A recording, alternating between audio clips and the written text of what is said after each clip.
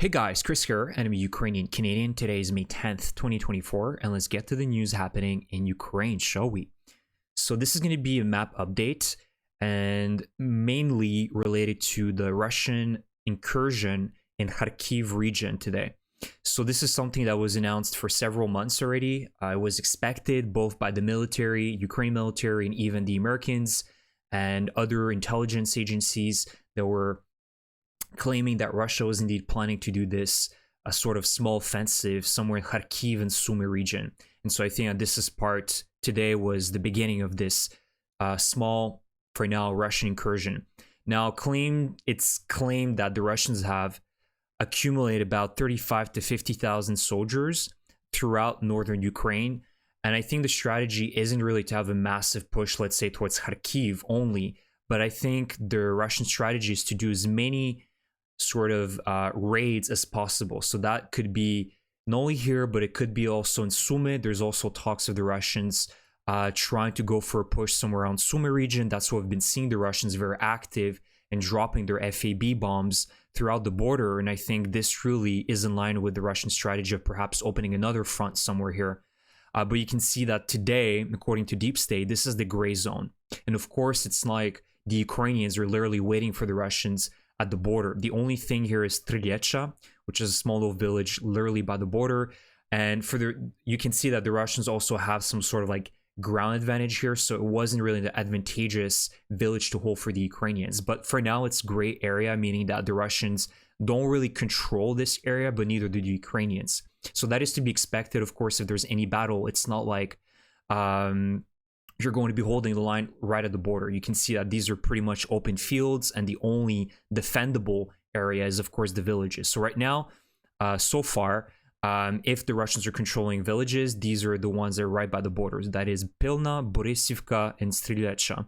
And the other ones you can see is Krasne, Morokhovets, Olinkove. So these are other villages that are under Ukraine control, but more or less the Russians here haven't been able to have a massive breakthrough, and I don't think that was their strategy or their goal either, because as I've explained, it's extremely difficult to hide thousands of soldiers just like that. It's not 2022 anymore, it's 2024, and the Ukrainians are far better prepared. They were anticipating this, and it shows, right, that right now, based on the videos and images that I've seen, the Russians haven't had any, they didn't manage to have success for now in this sector.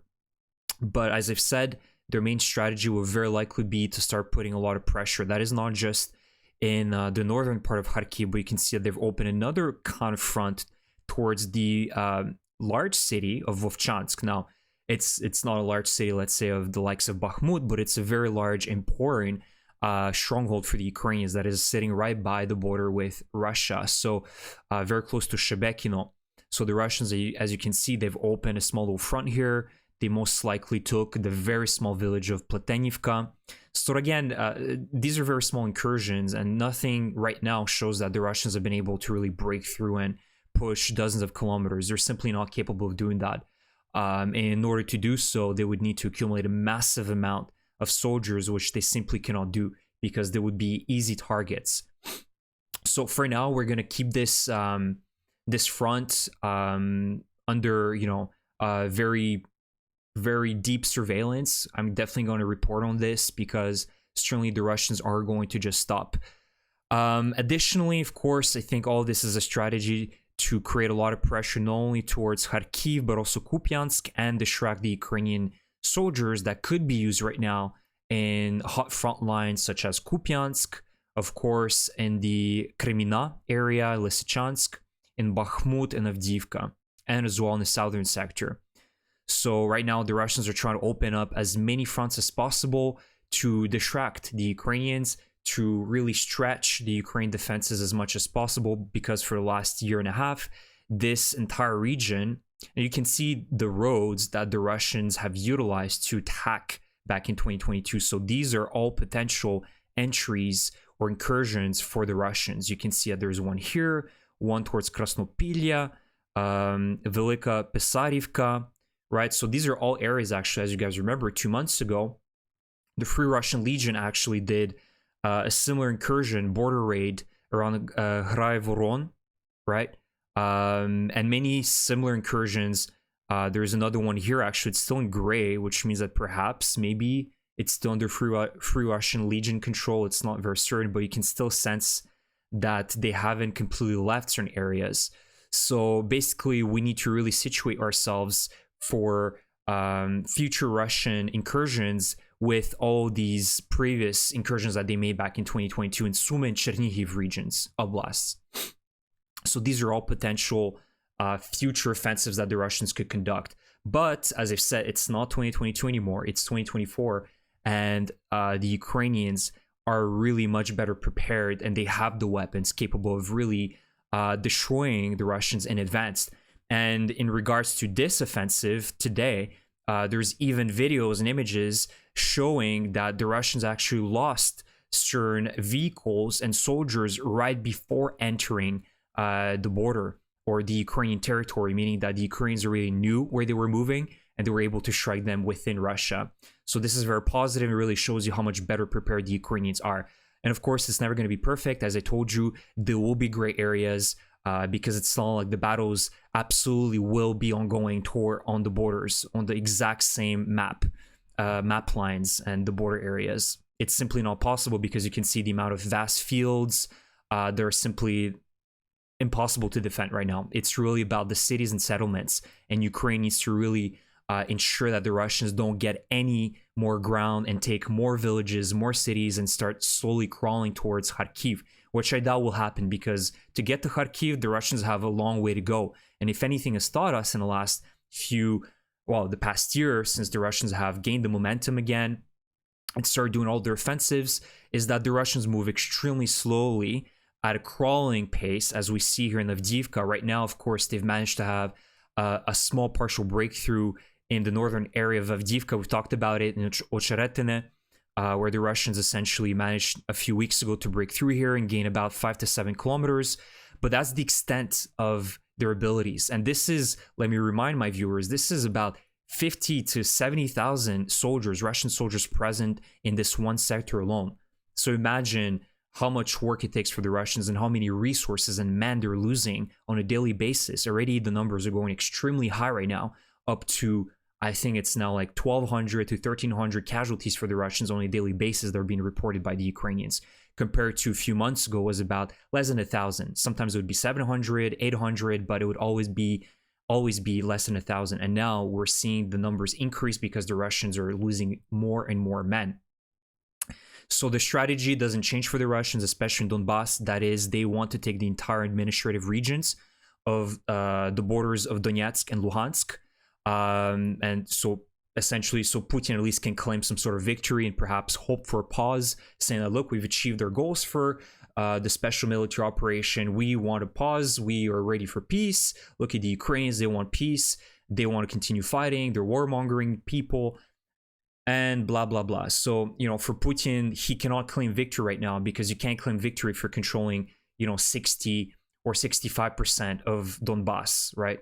So for him, he absolutely needs to take everything, but that will take him forever to do so, because he's not getting anywhere close for now towards Konstantinivka, Pokrovsk, especially as the Ukrainians are receiving more and more weapons from the West. And I'll talk about it at the end of the video. There's some good positive news coming from the United States and other allies.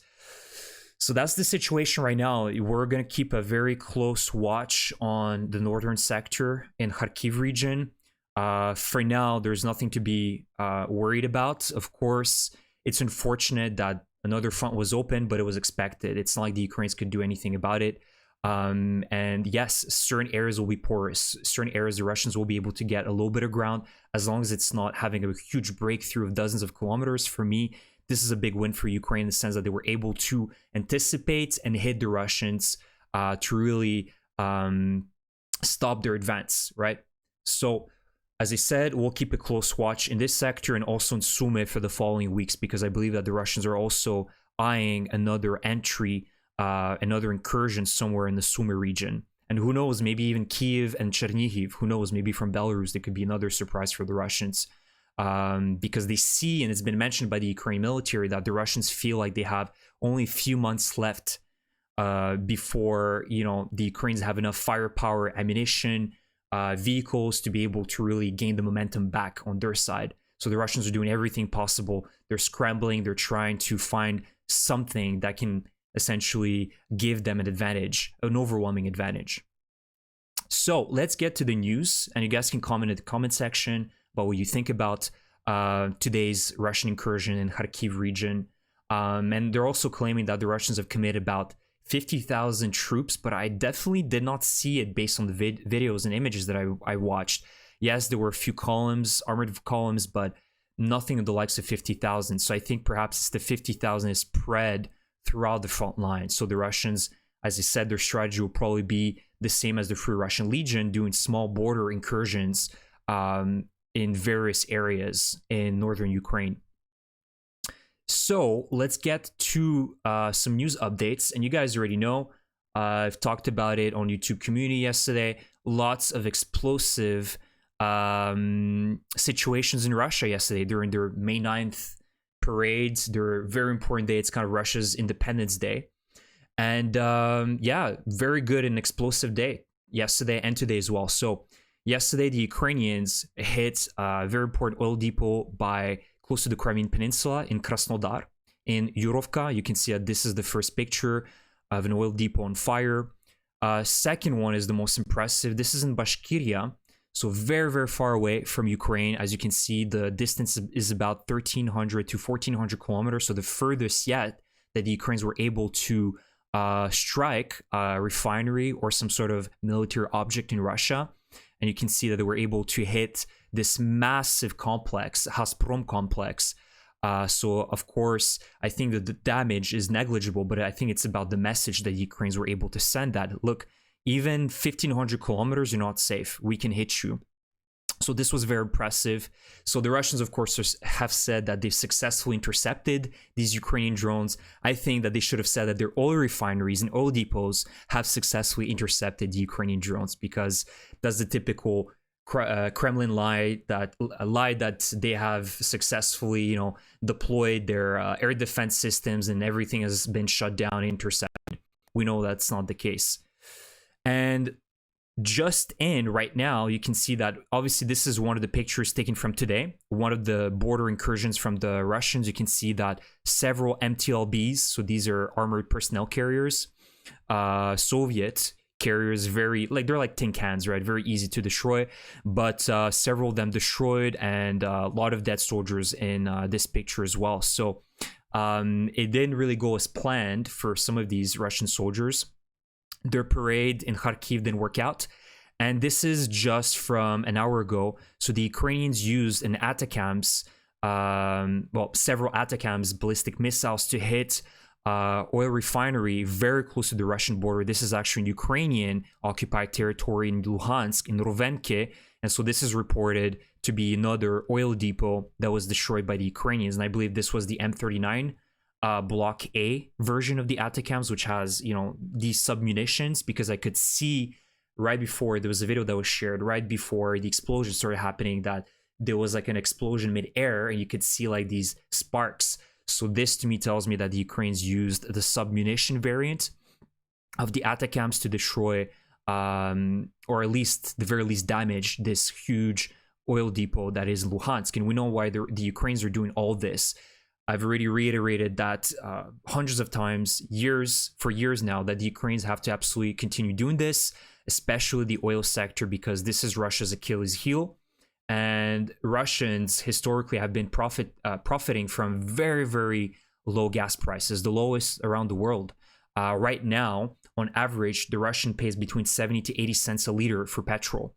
Whereas here in Canada, some of you may even see that it's close to $2, right? And people are feeling that squeeze. So imagine if the Russians, because of all these oil refineries being destroyed, these refined fuels no longer being available in the market, Russia has to buy them from the outside and import them from, let's say, China or Belarus or Kazakhstan. This will really start hurting the pockets of the regular Russian citizen, which has been, for the longest of time, really profiting from historically low gas prices, around 80 cents a liter. This is levels that were probably seen last in COVID in Canada or perhaps in the United States. So the sticker price shock is going to become very real for the Russians, and that could spark some, maybe very unhappy Russians and also unhappy oligarchs, which are seeing their profits dwindling, and that's not the deal they made with Putin. And of course, the most important thing is that most likely, let's say this Luhansk oil depot was used to resupply, refuel Russian vehicles and armored vehicles for their attacks on various fronts. So this is a very important strategic strike by the Ukrainians as well. Now, let's go to the last slide, and this is about the good news now. The previous slide was also very good news, but this is even better news because now the United States approved the $400 million military assistance package that will be heading towards Ukraine in a nearby future, or it is already partially in Ukraine. So you can see that I've highlighted the most important assets that the United States is transferring to Ukraine. Stingers, we know that these are extremely important right now, especially let's say in Chasiv Yar, in the Bakhmut area and Avdiivka. The Russians have been flying several Su-25s very close, and the Stingers are perfect for that. The Stingers have about a range of, correct me if I'm wrong, 7 to perhaps 10 kilometers. So that is within the range that the Russians are flying in Bakhmut to drop their FAB bombs. Sometimes they fly much further away. So it is possible that the Stingers might not be able to reach, but they're going to be very useful for those jet fighters or helicopters that have to be very close to the front line, and they will be very easy targets for the Ukrainians. NASAMS, so surface-to-air missile systems, that's good as well. It's going to help the Ukrainians strengthen its air defense system. HIMARS rockets, 155 and 105 millimeter artillery rounds. Bradleys, we know how important these are. I've been talking about it for months now, how successful these Bradleys have been at destroying Russian armored vehicles. We've seen even T-90s being destroyed or damaged. They are really made to destroy Soviet weapons. So rumors say about 100 additional Bradleys. So I hope that's the case, because Ukraine has about 120, 130 Bradleys. So this will essentially increase the amount of Bradleys that Ukraine can utilize to 230 to 245. So pretty significant amount that Ukraine now can also deploy in other fronts, let's say even in Kharkiv or in the south. And that's really going to help strengthen the Ukrainian defenses. And also the offensive, the future offensive for Ukraine. You have the TOWs as well, which are used with the Bradleys. You have MRAP vehicles, mine-resistant vehicles. Those are also very important. M13 armored personnel carriers. And javelins. These are also very important. The javelins have really helped the Ukrainians stop these massive Russian convoys. So the more Ukraine gets them, the easier it will be to stop these convoys and armored vehicles that the Russians are utilizing to storm Ukrainian positions. And the high-speed anti-radiation missiles used by jet fighters to destroy radar systems. So these are also going to be very important to make the Russians more blind and overall less more defenseless, especially against Ukrainian long-range drone strikes.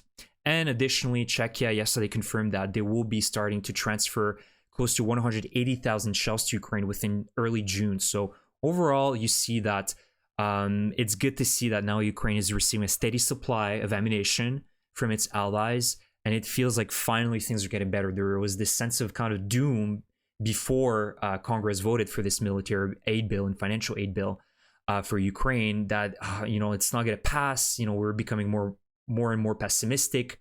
So it's finally good to have some sort of moment of more or less optimism, knowing that for at least this year Ukraine will continuously receive weapon assistance from the United States, because that is very important, right? Ukraine right now is really being able to hold this very huge front line because of its the continuous support from its allies, and that needs to continue happening, right?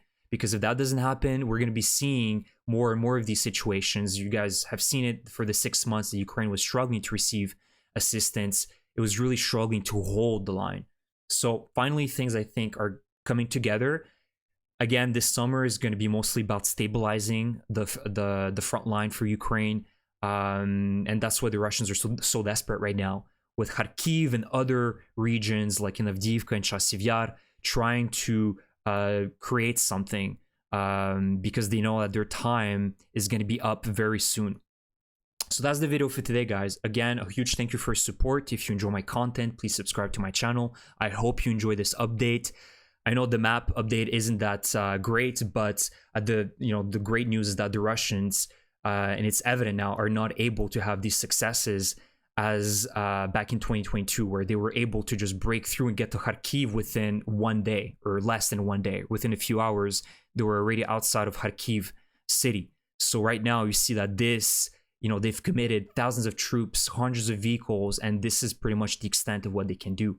But of course, it's not like it's stopped at just this area, right? So that's the video for today, guys. A huge thank you for your support, and I'll see you guys in the next one. Slava Ukraini!